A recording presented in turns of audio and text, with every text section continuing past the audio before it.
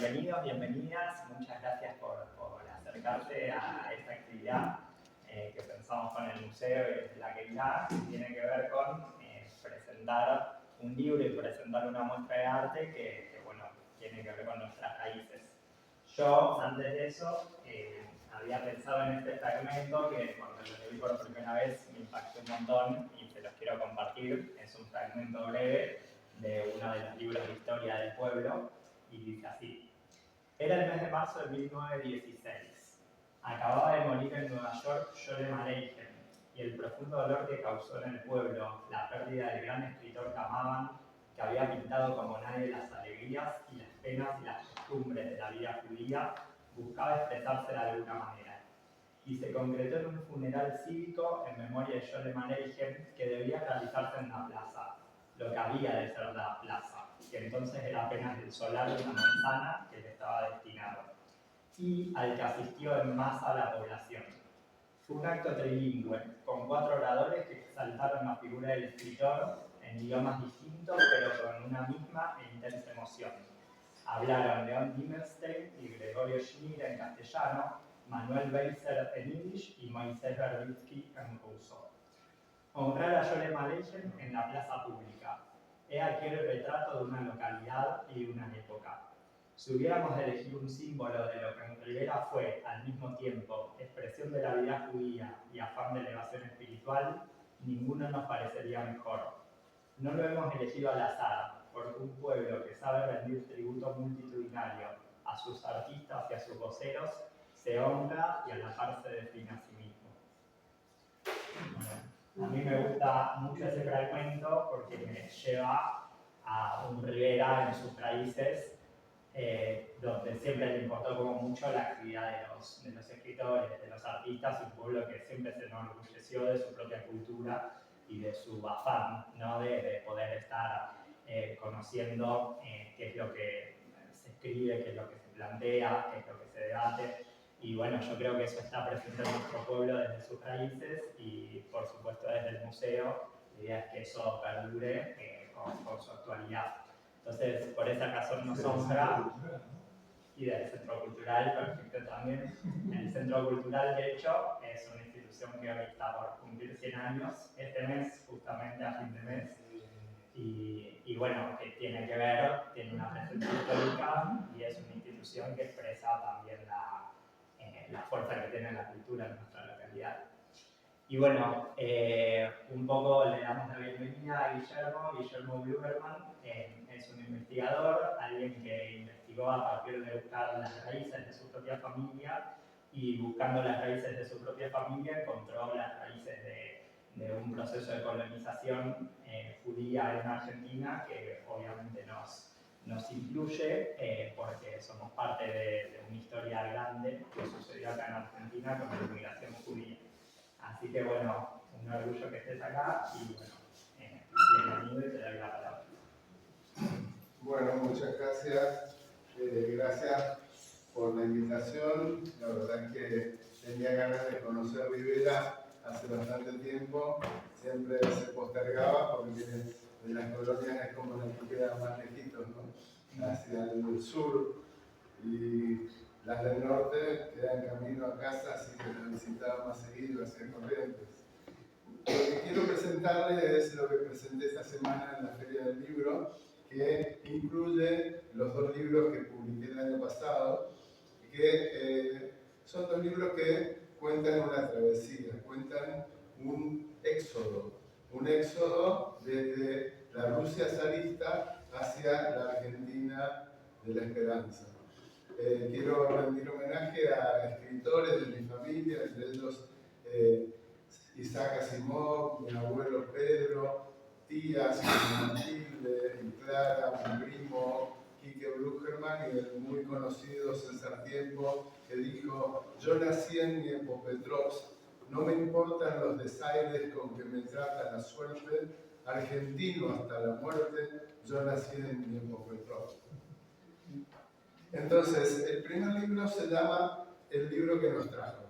Ese es el título, es decir, un camino que nos fue dando el libro. Y antes de dedicarnos específicamente a los libros, quiero hacer una pequeña reseña de lo que fue el proceso de la inmigración judía en la Argentina. El presidente Roca, tan denostado en los últimos tiempos, por un lado por la parte indígena, para la parte judía fue un precursor de la inmigración bajo recomendación del general Mitre, que era su ministro en Europa. Mitre le dijo, bueno, que estaban ocurriendo matanzas en Rusia y que sería bueno salvar a los judíos que estaban siendo matados allá. Y Roca entonces en 1881 nombra a un tal José María Bustos para que sea un agente honorario para traer judíos perseguidos en Rusia. 1882 en Rumania encontré esta nota en la cual ofrecen traer gratis a los judíos a cambio de que el transportista, que era un judío, Eugène Ferrer, presidente de una compañía, consiguiera cosas para llevar, cereales, carne, elementos para volver con los barcos llenos y compensar la pérdida de traer a los judíos para acá. Específicamente, el primer grupo que llegó acá fueron 8 familias patrocinadas por la Alianza Israelita Universal de París, que se embarcaron en el vapor Río Negro y llegaron a la Argentina el 3 de noviembre de 1888. Ese grupo fue el que fundó Morigotes en Santa Fe, que debería ser considerada como el primer asentamiento agrícola judío en el país. Eran solamente 6 a 8 familias y eso fue a inicios de 1889. El Besser, que está acá en el museo, la foto, llegó con 820 inmigrantes el 14 de agosto del 89 y por eso, por ser el grupo más grande, se considera el hito fundacional de la colonización agrícola judía en la Argentina. Y Pedro Lamas, que era el representante argentino en París, se arroga la autoría de esa inmigración. En una carta que encontré en archivos del Ministerio de Relaciones Exteriores, escribe que ella ha embarcado, que fue al puerto de Bremen a ver cómo subían a los barcos, que se ocupó de que hubiese ganado en pie en el barco para poder tener carne kosher, que se ocupó de mirar cómo eran los otros que migraban hacia todos los países de Estados Unidos, Brasil, Australia, porque en ese momento era una competencia entre los países subdesarrollados o subpoblados de conquistar inmigrantes europeos, ya que Europa tenía una superpoblación, había crisis económica, hambrunas, y entonces querían emigrar. Muchos querían emigrar transitoriamente, pero los judíos no venían transitoriamente porque se escapaban de la persecución, de la muerte. Incluso, como veremos más adelante, pasaban a ser apátridas. Y entonces ahí él dice que Rafael Hernández, que era el primo o el tío de nuestro escritor famoso del gaucho, del Martín Fierro, ya les había vendido las tierras. ¿Qué pasó? Estas tierras estaban en Nueva Plata, acá cerca de Carlos Casares, Trenquelauquen, solamente a 300 kilómetros, línea recta de ferrocarril de Buenos Aires. Nosotros somos del interior, yo soy correntino, ustedes son de acá de Rivera, sabemos que los porteños son bastante jodidos, ¿no? Entonces, estaba la sociedad israelita de Buenos Aires, que eran suizos, alemanes, franceses, ingleses, banqueros, joyeros, y ellos consideraban que los rusos le iban a bajar el nivel de su sociedad, que estaba alto, y se codeaban con la élite. Incluso había mujeres católicas casadas con judíos. El rabino de Buenos Aires, el primero, estaba casado con una católica.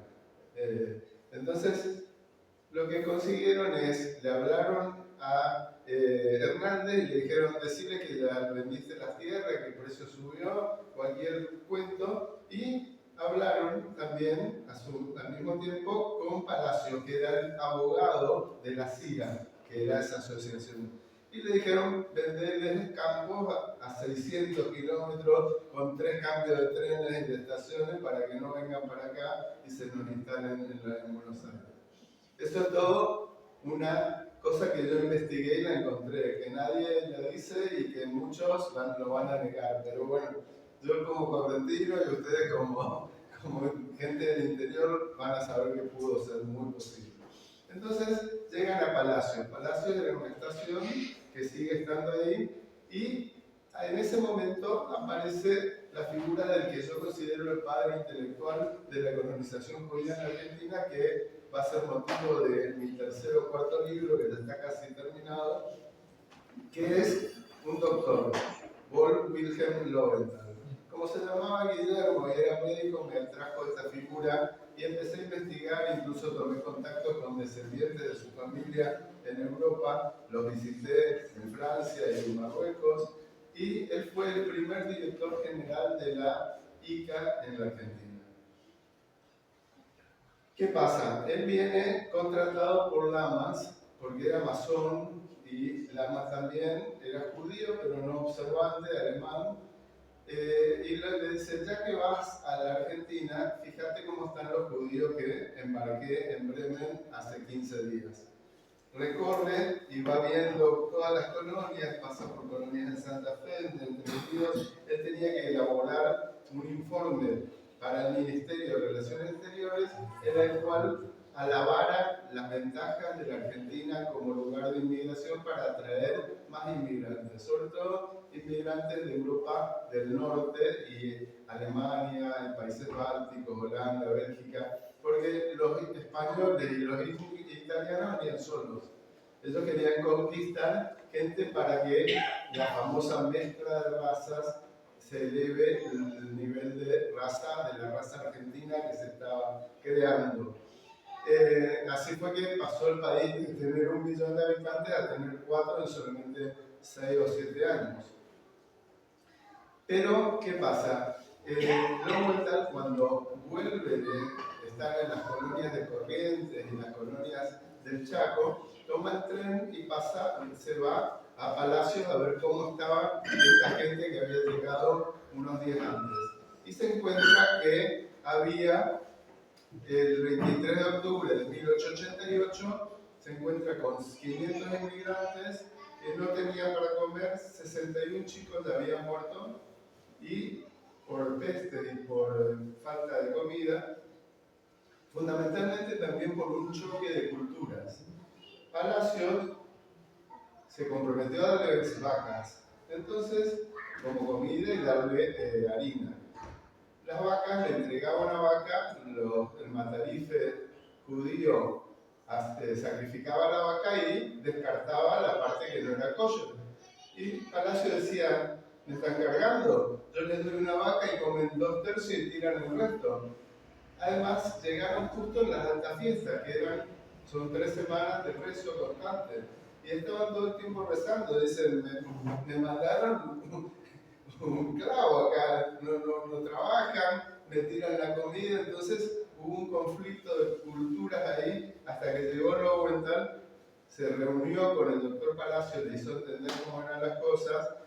Y al mismo tiempo Lowenthal visitó esos 8 familias que estaban en la otra colonia que era Monigotes, que está a 25 kilómetros de Palacio, y vio que esos estaban progresando. Ya en 6 meses habían construido sus casas, tenían legumbres, tenían comida, estaban contentos con estar ahí.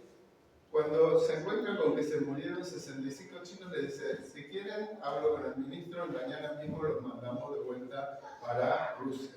Y ellos le dijeron, no, nosotros tenemos nuestros muertos enterrados acá, queremos estar acá, y aparte nuestros vecinos le están yendo bien, entonces queremos que nos mejore y que nos den lo que nos había prometido Palacio, que era un caballo, tantos bueyes, tanta comida, etc. Él habla con Palacio, habla con el ministro, y ahí se solucionan las cosas.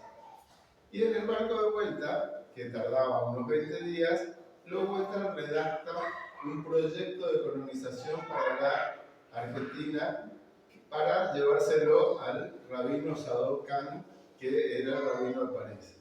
Ahí, en este proyecto, él dice, primero tenemos que traer 500 judíos que sean judíos que sepan cultivar la tierra, porque ese es otro mito, que los judíos no sabían cultivar la tierra. Es mentira. Mi familia en 1807 tuvo tierra propia en Ucrania porque el zar decidió por primera vez darle tierra. Entonces, sabían.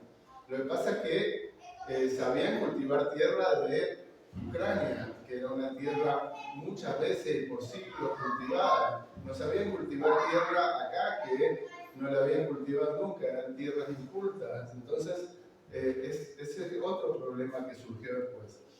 Entonces, traer 500 que sepan. Esos 500 se afincan, construyen casas para que vengan 5.000. Esos 5.000 después hacen lo mismo y traemos 50.000 hasta llegar a 4 millones de judíos que tenían que venir a la Argentina con el proyecto de Lowen. Se lo presenta al rabino Sadok Khan en París. El rabino le dice, muy lindo, bárbaro, pero yo no tengo plata, vayan a hablar con el barón Hirsch y la baronesa Clara, que ellos acaban de perder a su único hijo, Lucien, y dijeron que perdieron su heredero, pero ahora el heredero iba a ser el pueblo judío de Rusia que estaba siendo perseguido. Entonces, lo primero que hace el rabino Hirsch es ofrecer construir escuelas, mejorar la calidad de vida de los judíos en Rusia, no hacerlos emigrar. Habla con el zar le dice, bueno, dame la plata a mí que yo se la voy a administrar. Y Hirsch le dijo, tomá.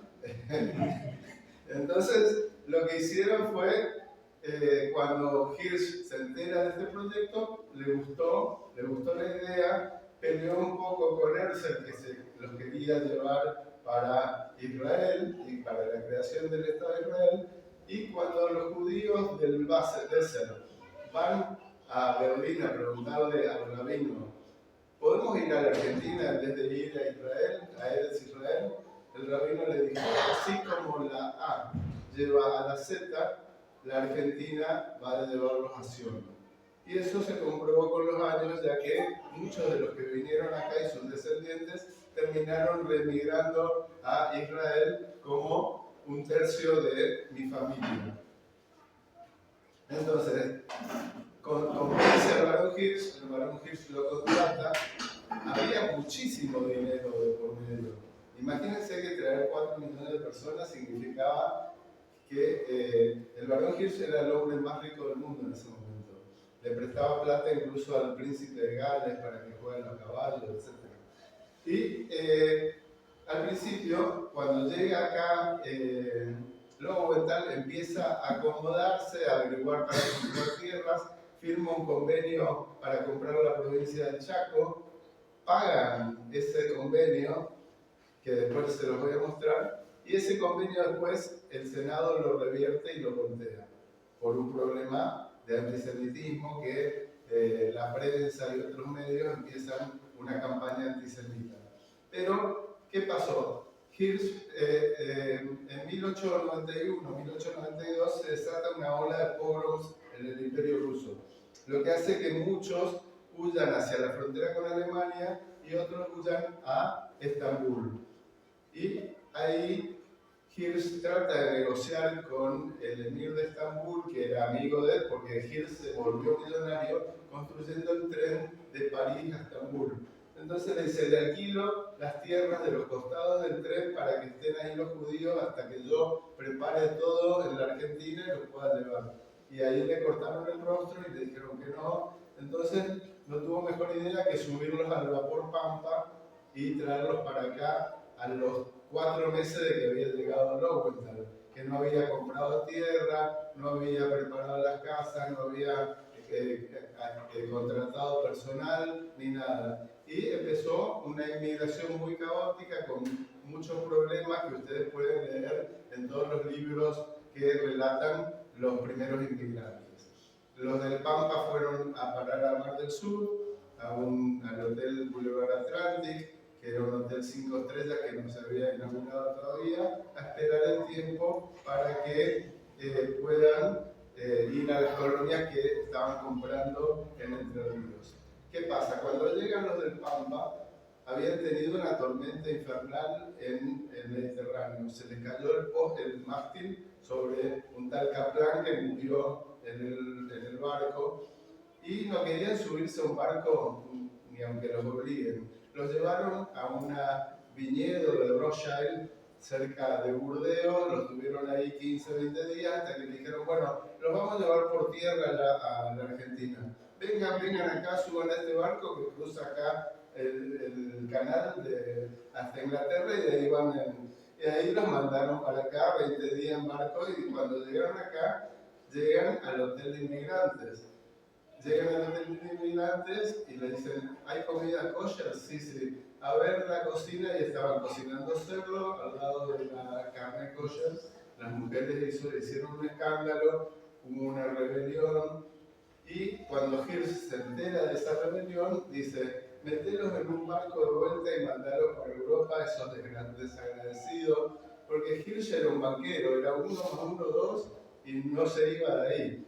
Sin embargo, Lowenthal era un humanista, era un pacifista, íntimo amigo de la futura Premio Nobel de la Paz Mujer, y entonces se fue a negociar con los jefes de esa rebelión y los convenció de que esperen, que bajen los ánimos, que los iba a mandar al Mar del Sur. Hirsch se entera que negoció y lo despide a Lowenthal al año y piquito de estar acá, ya con su familia y sus 5 hijas instaladas. Lo despiden y se suspende transitoriamente los viajes desde Rusia hasta que en el año 1893 se vuelve a reorganizar la estrategia retomando las directivas de Lowenthal, que ya había muerto de tristeza al volver a Alemania por haber fracasado en esa empresa. ¿Por qué el nombre de este libro? Todos sabemos que el pueblo judío es el pueblo de los libros, no solamente por la Torá, sino también porque la biblioteca era lo primero que se hacía en un pueblo. Además de, por ejemplo, acá Alberson no pedía en 1895 que manden de Rusia ni comida, ni abrigo, ni ropa, pedía que manden libros. En los cementerios, no sé si hay alguna tumba de acá de Rivera, hay tumbas que tienen bibliotecas, que tienen forma de libro abierto. Hay muchísimos en todos los cementerios que he recorrido por el mundo. Ahora bien, no encontré ninguna referencia sobre la existencia de un libro específico que les explicara a los inmigrantes judíos cómo iba a ser la Argentina cuando llegaran.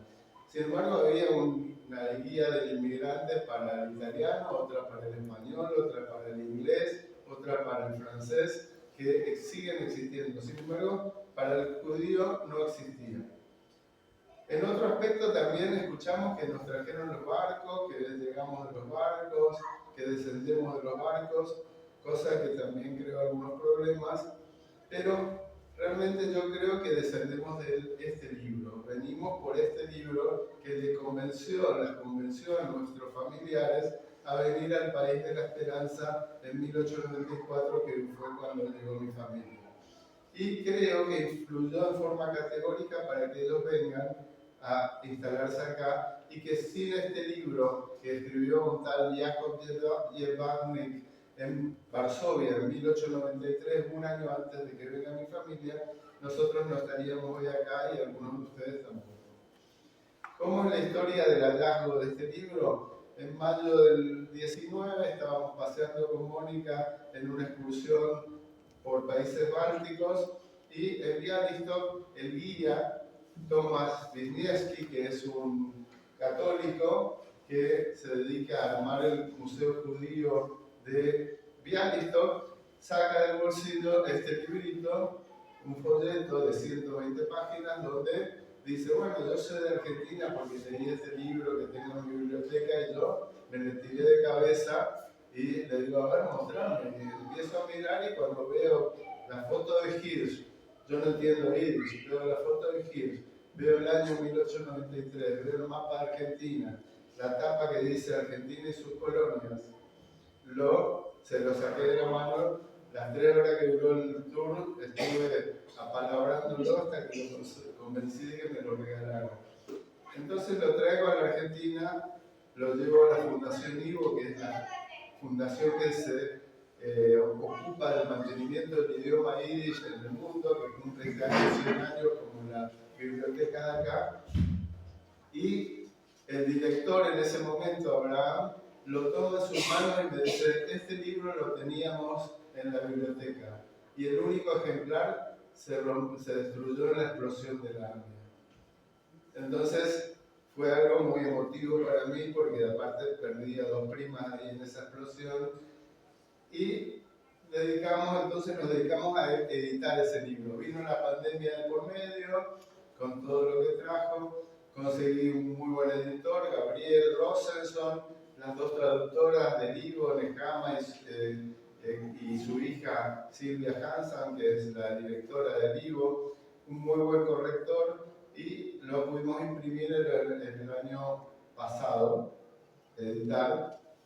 Tuve que lamentablemente viajar a París, a Londres, a Jerusalén, a Francia, a Polonia para buscar un poco más de información. Bueno, uno hace esos tipos de sacrificios para que salgan bien las cosas. Y los agradecimientos, por supuesto, a todas estas personas que trabajaron en la edición y en la elaboración del libro. Esta chica Rosa Mus es una... esta chica Corina le mandé el libro recién ahora a Luxemburgo, donde vive ella, que ella hizo la traducción del francés al español de muchas de las cartas que están acá. Y por supuesto a nuestras familias que siempre nos apoyan.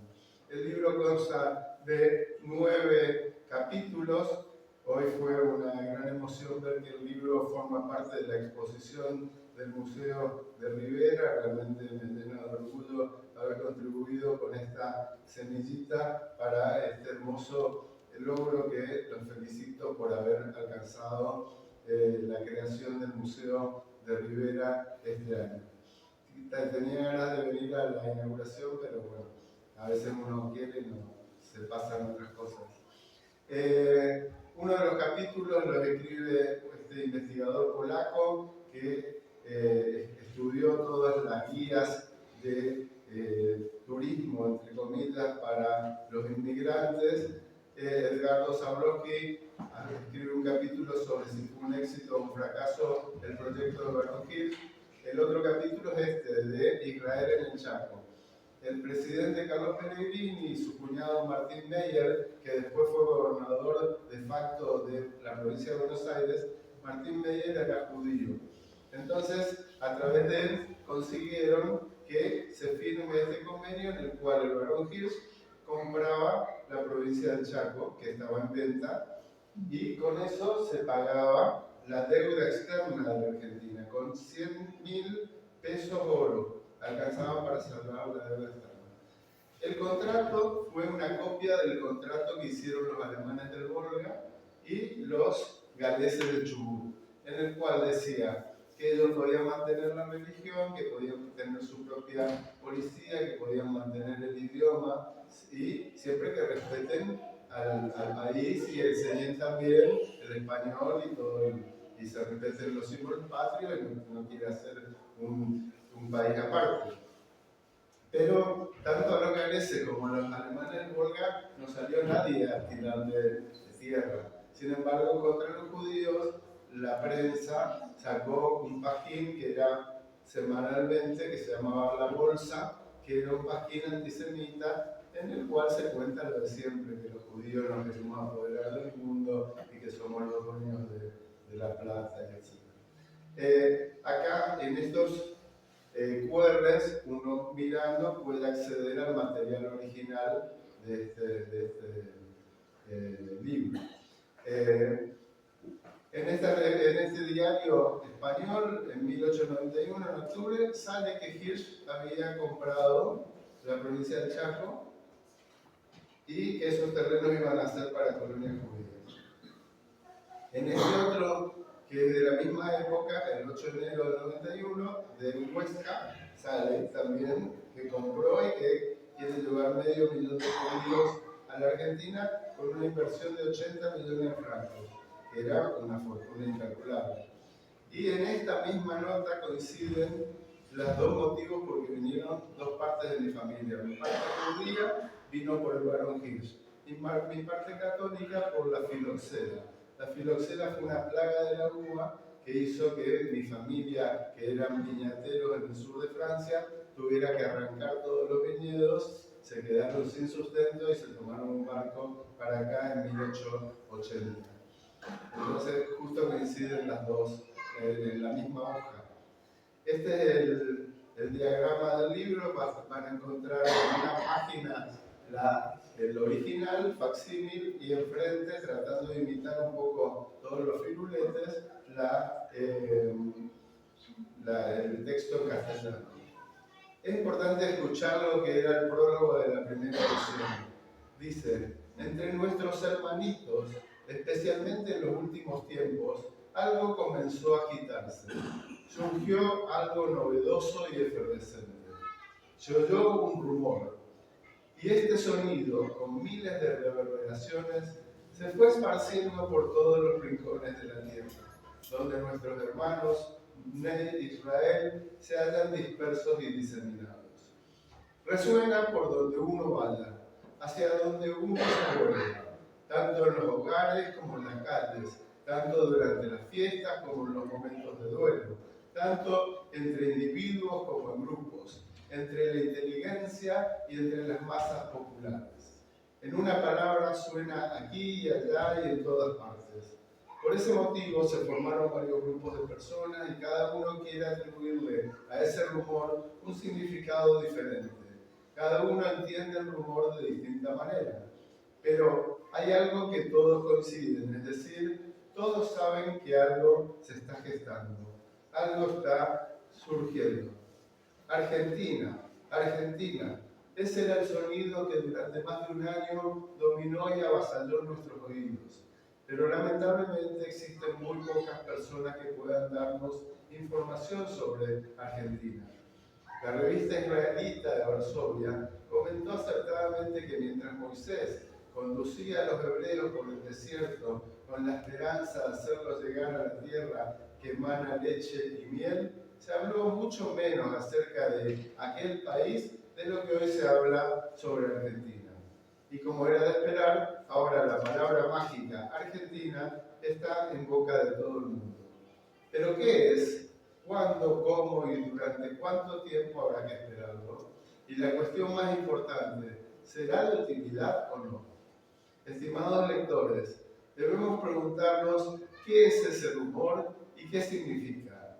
¿Recuerdan ustedes cuando estaban de pie con el corazón quebrado invocando al Señor del universo, implorando por salud, sustento y felicidad, y como si de repente hubiesen despertado de un sueño casi sin respiro, en lugar de pensar en Jerusalén, exclamaron: el año próximo en Argentina? Realmente creo que es lo importante ver qué era lo que pasaba. Había una efervescencia, la gente encontraba una válvula de salida posible en este proyecto de Barón Hirsch. Y esta guía le daba la información a través de una reseña histórica, descripción geográfica, del clima, cómo era el proceso o las leyes de colonización e inmigración, que podía mantener su religión, cuánta población tenía el país y en qué lugares, qué comercio e industria existía, cómo era la religión y la civilización, cómo era la constitución argentina y la forma de gobierno, la capital Buenos Aires y el viaje de camino acá. Ahí ven, por ejemplo, cuántos habitantes tenía cada provincia, 800.000 toda la provincia de Buenos Aires, por ejemplo. En total, 3.800.000. Está lleno de ilustraciones como la fotografía del Barón Hirsch, fotografía del peso que se usaba, que hay uno acá exhibido, una foto también, cómo eran los puertos, los naranjos de rosas, de la Quinta de Rosas, en los bosques de Palermo, que eran naranjas amargas según el texto que habla acá, una foto de la ciudad de Concordia en Entre Ríos, un plano de la ciudad de Buenos Aires, un plano, una foto de la Plaza de Mayo. Y además, en la segunda parte ya se dedica más a lo que era la colonización en sí misma y a lo que era el proyecto del Barón Hirsch, porque esta era la tercera edición del libro. Hubo dos anteriores que eran sin sponsoreo y esta tercera fue sponsorizada por el Barón Hirsch para publicitar su proyecto de inmigración. Y ahí aparece Albert Goldschmidt, que fue el reemplazante de Lowenthal y que le da una bienvenida a los besarabes. ¿Por qué? Porque los que vinieron a Entre Ríos en la segunda tanda en el año 93-94 venían de lo que se conocía en ese momento como Besarabia, que actualmente es Moldavia y parte de Ucrania, y que era gente que estaba acostumbrada también al trabajo de campo y sobre todo al trabajo de los viñedos.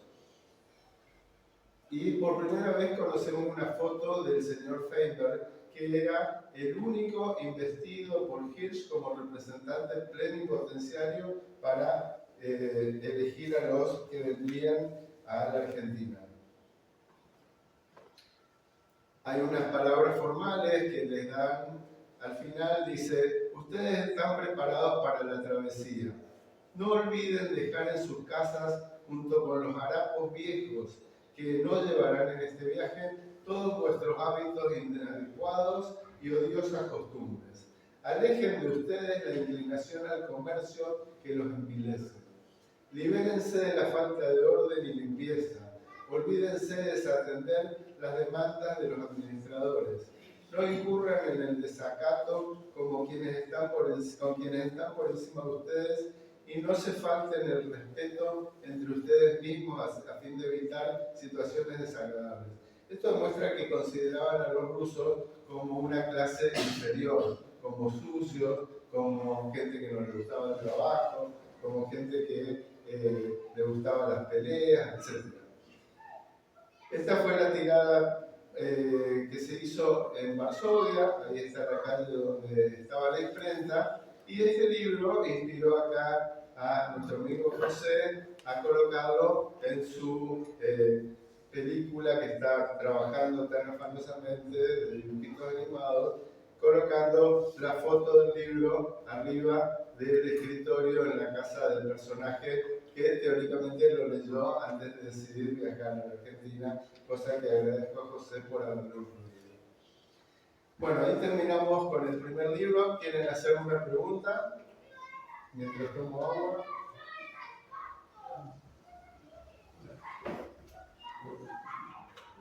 Bueno, ahora vamos por el segundo libro. Este segundo libro se llama 1894, Prueba de la ilusión, el viaje de Gersón a Entre Ríos. El mismo editor, Ariel, como corrector, la Fundación Ivo. En 1893 se produce el primer viaje del Orione, que es este barco que pintó majestuosamente Julián Bernatene con tierra que trajimos de Ucrania. Está todo pintado con tierra solamente y un aglutinante. Después les va a explicar tanto con este como con toda la exposición que está allá arriba en el primer piso del museo. Este primer viaje llegan los que venían a preparar, como originalmente había dicho Lowenthal: preparen las casas, armen, hagan el loteo, que esté todo listo para que lleguen bien los colonos y se instalen. ¿Por qué se llama proa la ilusión? Porque la proa es lo que apunta al destino en el barco. Y además es donde están las anclas que después nos dejaron anclados a esta hermosa tierra argentina. A la ilusión, porque uno siempre le hace ilusión a algo o tiene ilusión por algo, sobre todo por una emoción agradable que uno piensa anticipadamente esperar disfrutar a corto plazo. El viaje fue de la gubernia de Kherson, porque la mayoría dicen: ¿de dónde vinieron tus ancestros? ¿Vinieron de Kherson o de Odessa? Pero en realidad Odessa era el puerto de donde embarcaban. Y venían de pequeños estetos, pequeños pueblitos de campo, como el de Tevi el Lechero o el que se ve en el violinista en el tejado, y vinieron a Entre Ríos. En un viaje de 16.000 kilómetros durante casi 2 meses, 736 colonos, de los cuales 230 eran el grupo Rubanovka, que venía mi familia. ¿Qué significaba el grupo Rubanovka? Era el lugar donde se juntaban para ser reclutados y para juntarse antes de emprender el viaje. Era como un pueblito en el medio de una región donde convergían y desde ahí partían todos juntos hacia Odessa. Acá Mónica mi esposa, nos va a decir una poesía de Alberto Macaresa. Vení acá, así sale la grabación. Acá tenemos.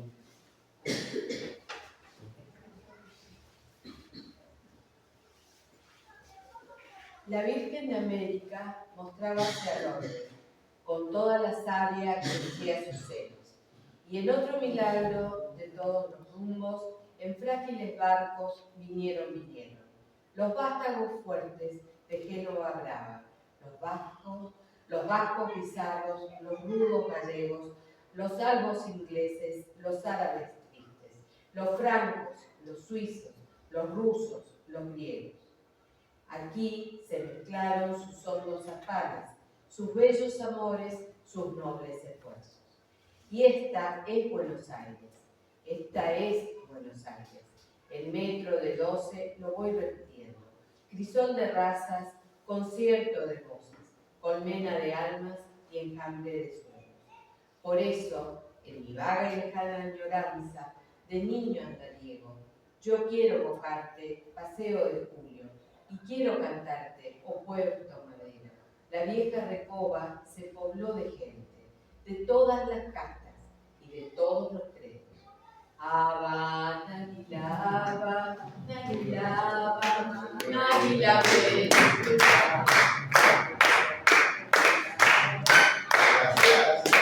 Bueno, de vuelta los agradecimientos a la familia que me brindó toda la información genealógica, a mi madre que fue la primera que me inculcó esto de las raíces, Mónica y mis hijos que me acompañan a conocer parientes que hablan solamente alemán o ucraniano y no nos entendemos, pero igual nos juntamos o a ver algún cementerio o venir acá a Rivera a presentar el libro, a Osvaldo Quiroga, Silvia Hansan, Gabriel, Ezequiel Semo, Johnny, Ludmila, nuestra guía en Ucrania, que nos acompañó hasta el pueblito, Gabriel, a Julián y a Leonardo Gottlieb, que contribuyeron con este trabajo. 2 prólogos muy importantes para el libro. Marcelo Huernos es el director del Museo de la Inmigración de Buenos Aires y Adolfo Bonito Gorkin de Colono y exdirector del Museo Judío de Entre Ríos en Concordia. En este libro son 13 capítulos y hay un anexo documental. Y lo que es importante es que se juntaron una larga cadena de voluntades que hicieron que mi rama de la familia no muriera en el Holocausto como esta otra rama que sí se quedó allá en Ucrania y terminaron siendo asesinados por los nazis y los ucranianos que estaban apoyando a los nazis. ¿Cómo empezó esto de la genealogía? En el 2002 visité el Museo de Domínguez, ahí encontré la primera lista donde figuraba mi familia que había arribado ahí en el barco Orione. Después en Alemania me entregaron este árbol escrito en ruso, en cirílico, donde explicaba cómo había sido que un tal Abraham y un tal Efraín se vinieron para la Argentina, otro se quedó en Rusia y otro se fue a vivir a Estados Unidos, a Canadá, y que eran del Ducado de Kurland, que es actualmente Latvia. Y entonces después, encontrando la historia, encontré que Tankel Blogerman, que fue el ancestro más antiguo que encontré hasta ahora, caminó 1600 kilómetros desde Kurland hasta Zdemenuha o Campos de Paz, que fue la colonia al costado del río Ingulets, donde se instaló como zapatero.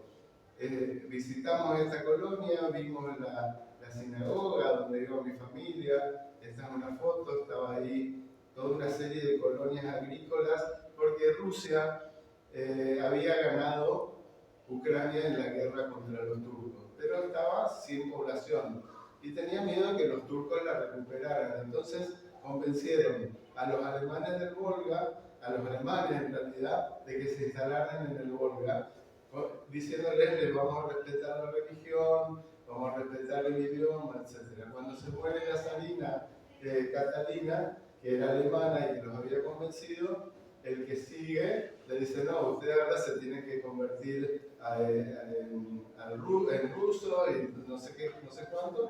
Ellos agarraron sus petates y se vinieron acá, que están acá. Eran nuestros vecinos ya en Rusia y volvieron a ser nuestros vecinos acá en la Argentina. Estaban ahí todos alrededor los alemanes y lo mismo pasó con los judíos, nada más que a los judíos no le dijeron si quieren se van, le dijeron váyanse y le damos tierra y ahí engancharon y se vinieron para acá, para el sur. Visitamos el pueblito ese, el Stetl, y encontramos la lista donde dice que Tanger Blogerman era el zapatero del pueblo, tenía 20 años, además de ser agricultor. Entonces le pedí a Julián que me haga una foto de mi tatarabuelo con mi cara como zapatero. Al final yo soy cirujano plástico, es parecido, pero no trabajamos con cuero, así que estamos en el mismo rubro. Encontré después el censo ruso de 1858, donde están todos los hijos que tuvo Tanger y a su vez con quién se casó, qué hijos tuvieron, firmado por uno de los Blucherman. Después del capítulo 3 saqué de este libro, donde también está la lista donde está mi familia, cómo era la vida en las colonias. Era realmente muy dura, murió mucha gente tanto en el camino de la ida de 1.600 kilómetros caminando, como cuando llegaron allá, que tuvieron que empezar de cero con un clima muy árido. Eso sí que no sabían agricultura, porque venían de Latvia, donde se les prohibía ser agricultores y eran artesanos o eran zapateros como mi ancestro. Algo interesante que encontré también es que en 1887 mi tatarabuelo Abraham Blugerman ya se había cambiado el apellido de Blogerman a Blugerman. A todo esto, buscando en el diccionario de apellidos judíos, los judíos no teníamos apellido como la mayoría de las personas. Era Moisés hijo de Abraham, o José hijo de Isaac, etc. Pero cuando la zarina quiso empezar a cobrar impuestos, obligó a que se pongan apellidos. Entonces aparecen los apellidos, ya sean porque uno era rengo, el otro era tuerto, o uno trabajaba con oro y se llamaba goldsmith, el otro trabajaba con hierro y se llamaba hammerlash, y el otro era matarife, y así cada uno, o venían de tal pueblo, o eran de la familia de Golda, y entonces se llamaban Goldstein también. Y el Blucherman que es la única familia en todo el mundo que existe, que se llama Blogerman, era el fanfarrón del pueblo. Y le pusieron Blogerman, que significa fanfarrón. Así que se nota que no tenía plata para pagar un buen nombre y le pusieron eso. Y bueno, tendremos que hacer uso de ese nombre. Bueno, Abraham él tenía un ramo general en un pueblito, Kairi, sobre el río Dnieper, y en el cual Iván le debía 18 rublos. Entonces le hace juicio y gana el juicio. Imagínense lo difícil que habrá sido que un judío gane un juicio para que mi tatarabuelo traiga este papel desde Rusia, 16.000 kilómetros en el baúl, hasta la Argentina, y no lo deje allá tirado en la basura.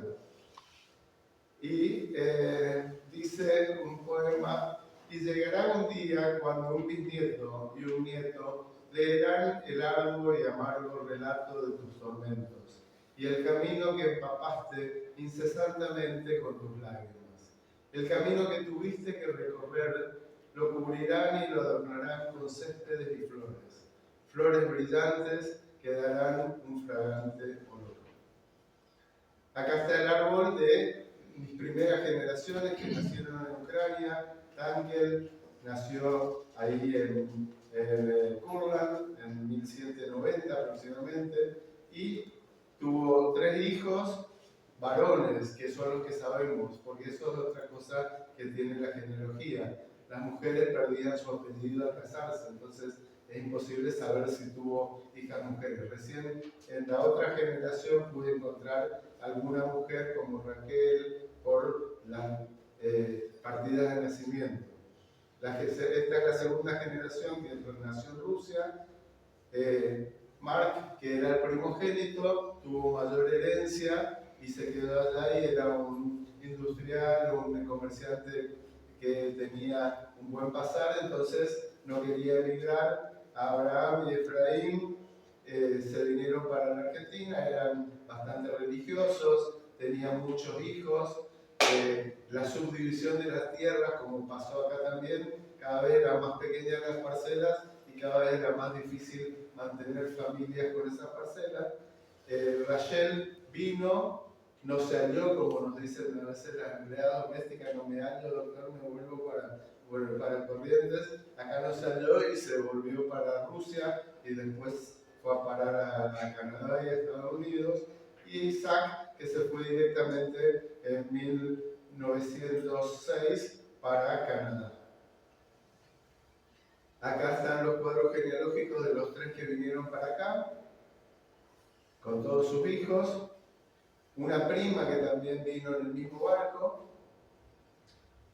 Y después hay otro capítulo que es del Stetter a la colonia, cómo se adaptaron. Este cuadro es un cuadro icónico que hay ahí en el museo. Hay cuadros de este autor polaco que están en el Ivo, que vino a exponer sus cuadros, invitado acá en el año 27 aproximadamente, cruzando una calle, lo atropella un tranvía y se muere, y toda su obra quedó acá en la Argentina. Este cuadro originalmente se llama Después del Pogrom. ¿Por qué? Porque muestra todas caras tristes, llorosas, etc. y sangre. Y yo le pedí a Julián transformarme este mismo cuadro en un cuadro alegre, feliz, porque se estaban yendo de esa persecución y matanzas. Encontré los interrogatorios que le hacía la policía del SAR antes de venir de autorizarlos a emigrar. Ahí este es a mi tatarabuelo Abraham, y dice: los abuelos un día se despidieron de la casa y de los muebles, de las cadenas y de los eslabones invisibles, del paisaje cotidiano. Acomodaron en un baúl y en un bulto que formaron anudando las puntas de un viejo lienzo algo de ropa, quesillo preparado con leche de oveja, carne de ganso congelada a la intemperie, los candelabros, el samovar, las filacterias, la copa para el vino ritual y los libros de oraciones. En un trineo abandonaron para siempre la aldea natal, donde nacieron sus padres y sus abuelos, donde conocieron el amor y últimamente la persecución, el hambre y el miedo. Se oía gritar a un niño que no quería dejar a su perro. Nevaba, se alejaron hacia un remoto lugar ignorado, del otro lado del mar, al sur de América. Susana Goldenberg, los cuentos de mi abuela, de mi abuela. Otra cosa que encontré gracias a un primo que la había guardado es el permiso de salida del Imperio Ruso de uno de estos hermanos, del hermano de mi tatarabuelo, que lo que decía era que se le autorizaba salir del Imperio Ruso para nunca más volver, para siempre. Quiere decir que se volvían en apátridas, se convertían en apátridas, a diferencia de cualquier otro inmigrante. Si un italiano tenía problemas con el gobierno, venía el cónsul de Italia o el embajador y lo ayudaba. Si un alemán tenía problemas, pasaba lo mismo. Sin embargo, el judío ruso pasaba a ser apátrida. Pude reconstruir día a día por de dónde, qué día salieron de su pueblito y qué día llegaron a Entre Ríos, a la colonia Vélez en Entre Ríos. Eso a través de diferentes notas periodísticas, algunas como acá arriba, que dice que no pueden salir de Rubanovka, que era donde iban a tomar el barco para ir por el río, porque eran las Pascuas rusas y el río estaba cerrado a la navegación. Entonces iban a salir unos días después. Después un periódico de Estados Unidos que anuncia que salió el Orioner de Odessa con tantas personas. Era tan burocrática la Jewish Colonization Association que registraba todo. Y eso permite que hoy en día los archivos de Israel, que es a donde fueron a parar estos papeles, uno puede encontrar estas cosas, como por ejemplo que una chica llamada Blucherman no pudo embarcar porque estaba enferma y salía en el barco siguiente. Cosa que, bueno, cuando uno encuentra estas cosas son rarísimas. O esto, por ejemplo, que dice que mi bisabuelo, Miguel Blucherman, la foto van a ver arriba, no está cumpliendo con el servicio militar, por lo tanto está considerado desertor. En 1895, él se había venido un año antes de acá, así que es imposible que se presente, y se salvó de hacer 25 años de servicio militar, que era lo que hacían los judíos para desjudaizarlos. Después de 25 años como militar, ni te acordás de que era judío y ni querés decirlo. Entonces, mi bisabuelo está debiendo 500 rubros, que espero que no quieran cobrármelos ahora porque la Rusia que nos interesa. Los primeros 16 días fueron en un piróscafo, el Bósforo, que los llevó a través del estrecho de Estambul, por el Mar Negro primero, el estrecho, los Dardanelos, pasaron por Sicilia. Todo eso suena mágico ahora, pero venían en un barco carguero que traía también carbón en tercera clase y realmente en muy malas condiciones higiénicas y, por supuesto, vomitando a diestra y siniestra porque nunca se habían subido a un barco en el mar.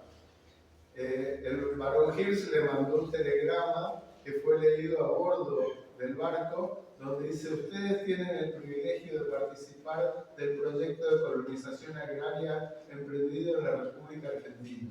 Yo, Mauricio de Hirsch, quiero demostrarle al mundo que la Rusia de los zares miente cuando acusa a vuestros hermanos de religión de despreciar el trabajo agrícola.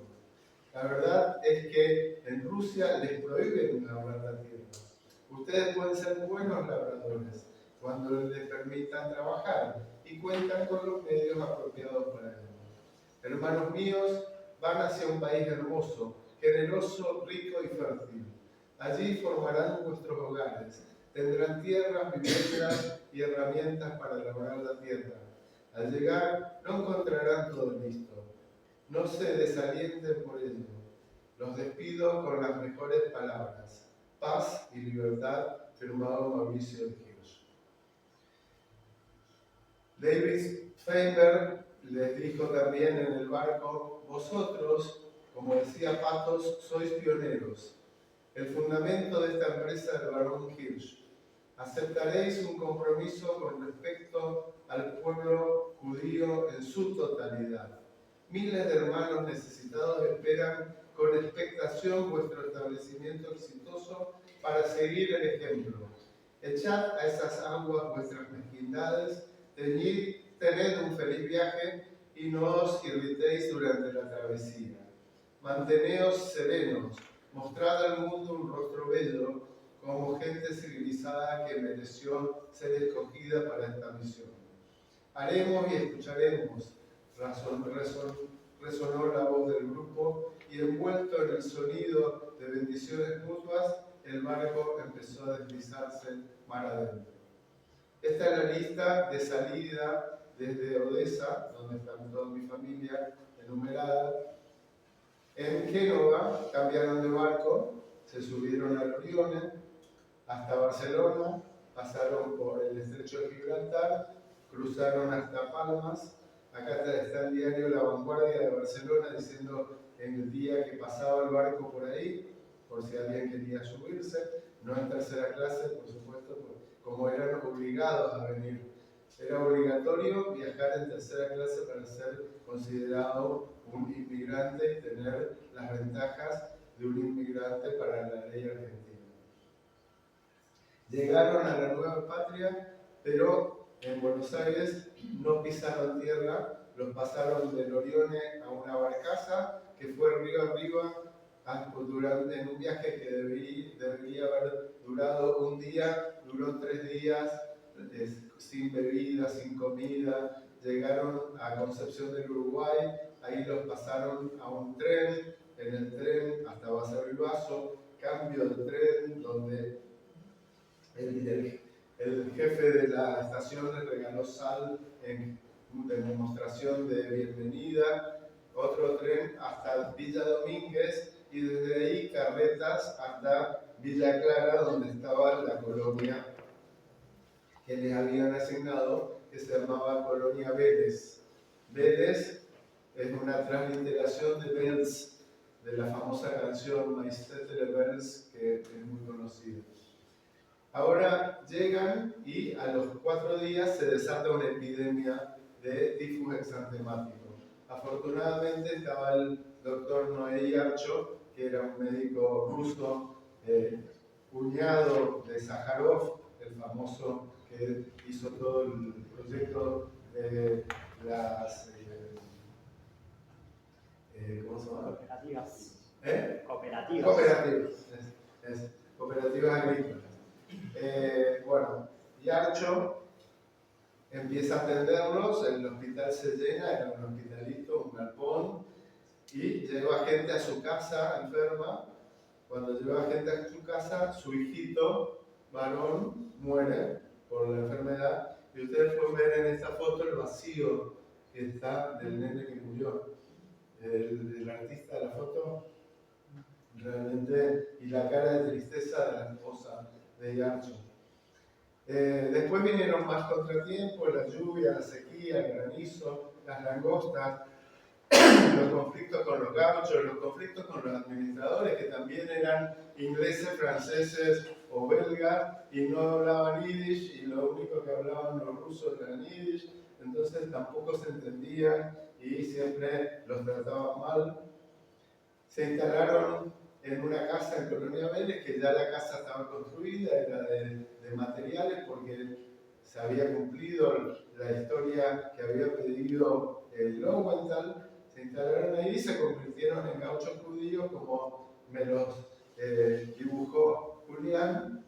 Y acá cuento cómo era la vida en las colonias. La colonia tenía una tranquera en cada punta, era una calle única y casas enfrentadas. Se cerraba los sábados, no podía circular nadie por esa calle. Después la familia se fue ramificando por distintas partes del mundo y Juan Gelman dice: no debiera arrancarse a la gente de su tierra o país, no a la fuerza. La gente queda dolorida, la tierra queda dolorida. Nacemos y nos cortan el cordón umbilical, nos destierran y nadie nos corta la memoria, la lengua, los calores. Tenemos que aprender a vivir como el clavel del aire, propiamente del aire. Soy una planta monstruosa. Mis raíces están a miles de kilómetros de mí y no nos ata un tallo. Nos separan 2 mares y un océano. El sol me mira cuando ellas respiran en la noche, duelen de noche bajo el sol. Mi familia se dispersó por el mundo, 1/3 aproximadamente se fue a vivir a Brasil, 1/3 a Israel, 1/3 quedó acá en Argentina, más o menos, y en otros países. Llegué a contar 581 descendientes de Abraham y Frima, que fueron los que tomaron el barco en Odessa, el número de descendientes por país, número de descendientes por generación. hasta la quinta fue ascendiendo y de ahí fue bajando. Ya la gente tiene menos hijos, porque también sobreviven. Antes tenían muchos hijos, porque muchos se morían chicos, y los que no se morían, ahí estaban las familias numerosas. Acá en el anexo documental está descrito todos los datos, lo hizo mi hija que es epidemióloga y hace muy bien todas las estadísticas. Acá este tío era un verdadero gaucho judío, Jacobo Blucherman, vestido de gaucho en Entre Ríos. Hicimos una nube con los nombres más frecuentes dentro de la familia. María es uno de los más comunes, León también, Miguel. Y el apellido, y todos los apellidos que se fueron sumando, también Blucherman sigue siendo el más frecuente. Este es mi árbol genealógico y de mis hijos, con Mónica, y acá lamentablemente no tenemos volumen, pero bueno, Parlante ahí, ¿querés que lo prendamos? ¿se puede poner? Puedo probar con eso. Estamos improvisando igual, ¿eh? A ver.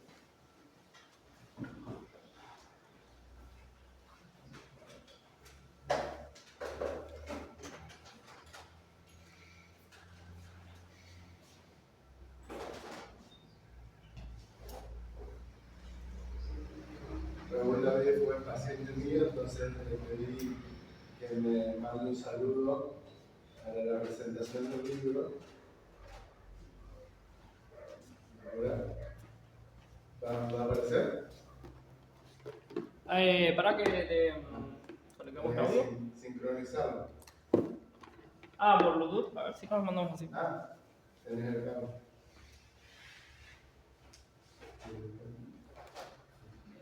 Bajar el volumen.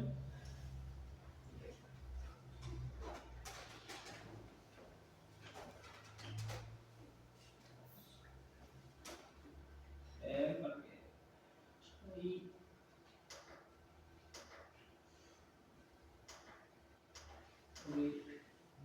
A ver, vamos a poner un poquito.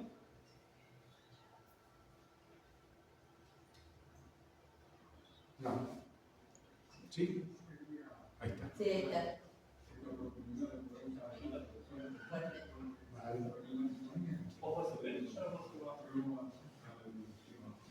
Donde contás la penuria de ese pueblo alrededor que llegó a formar la casa de es los causos judíos. Ahora podría agregar otra cosa, porque vos sabés que siempre me decía Luis que yo te pediría un favor, porque me hace pensar en este libro. Se escucha. Se escucha ahí. Yo quería dejar pasar por lo que me da con el lanzamiento del libro Proa a la Ilusión, donde contás la penuria de ese pueblo maravilloso que llegó a formar una gran familia. Es los causos judíos. Ahora yo podría agregar otra cosa, porque vos sabés que siempre me decía a mí que yo te pediría un favor, ¿por qué no me haces entender bien este libro? Así yo lo hago con un dinerito para bien, ¿no? Porque si yo fuera y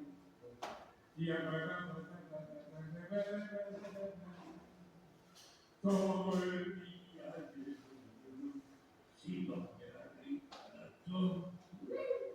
yo trabajaría y si no fuera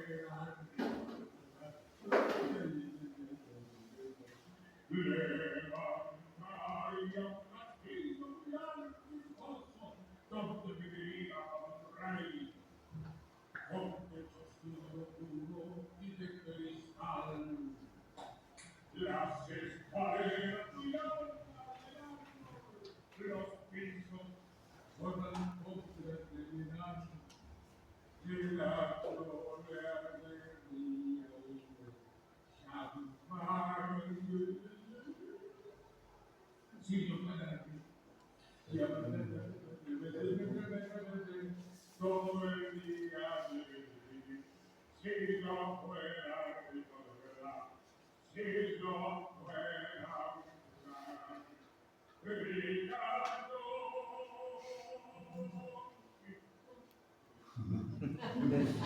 Bueno, como dije, dos de mis primas fueron asesinadas en el atentado de la AMIA y, como siempre, pedimos que los devuelvan ya y nunca jamás. Gracias.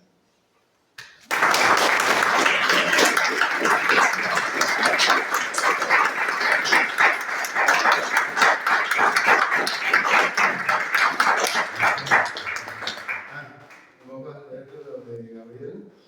¿Del editor? Si querés que lo leo, depende. ¿O si ya está? Bueno. Sí, no sé bien qué hora es porque me gustaría Cruzamos que y- crucemos a ver los cuadros. Y así vamos a ver los cuadros. Sí. Se hace la nota. Sí, buenas noches, yo soy Julián Marratelli. Buenas noches, soy Julián Marratelli. Bueno, conozco a Guillermo hace muchísimos años, pinto médicos, más de 20 años pintando médicos, poniendo en Expo Medical. Ahí lo conocí a Guillermo. Y no me voy a anticipar mucho porque me dio unas páginas en su libro, así que no me quiero ver tentado de contar lo que está ahí, así ustedes se tientan de comprar el libro. Hubo algunas experiencias. En el quirófano pintábamos con lo que encontrábamos, los papeles quirúrgicos, todo lo que había ahí, el óxido de metileno, el yodo, y hacíamos arte ahí, retratos ahí. Y para los 35 años de la Guerra de Malvinas hice una serie de pinturas que mostraban todo lo que fue el conflicto con los británicos con Turba de Malvinas. Entonces Guillermo en todos estos viajes que contó, reúne puñados de tierra, todos estos lugares, me los trajo a mi taller y bueno, pinté con eso. Y esas son las imágenes que están acá. No tengo mucho más para decir, simplemente que las obras son como reliquias, ¿no? Porque hay más partículas en un puñado de tierra que puñados de tierra en todo el planeta, ¿no? Entonces es muy probable que algo de estas personas que estuvo hablando Guillermo y de todos nosotros estén en esos cuadros, en esas partículas. Así que nada más para mostrar, ojalá que cualquier cosa charlamos allá arriba, están las pinturas. Gracias. Gracias. Voy a dejar 3 de mis libros del 1894 para que los venda el museo, al oficio del museo. Así que Muchísimas gracias. quedará acá para el que quiera comprarlo. Gracias a todos.